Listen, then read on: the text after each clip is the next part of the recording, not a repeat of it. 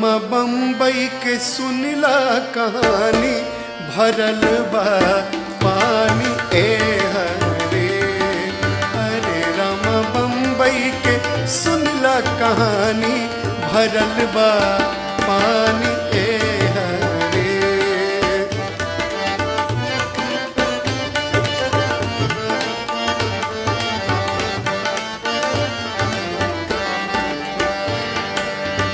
दादर डूबल माहिम डूबल, दादर डूबल माहिम डूबल, माटुंगा संग सायन डूबल, माटुंगा संग सायन डूबल।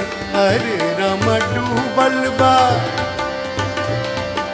हरे राम डूबल बा कुरला कमानी भरल बा पानी ए हरे।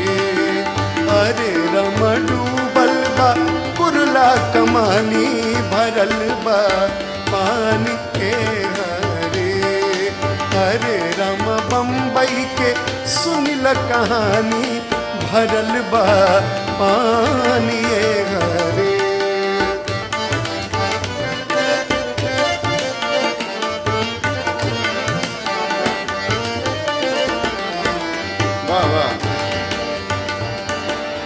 सड़क समंदर गली बनाला, सड़क समंदर गली बनाला, गटर में मनई तक बह जाला, गटर में मनई तक बह जाला।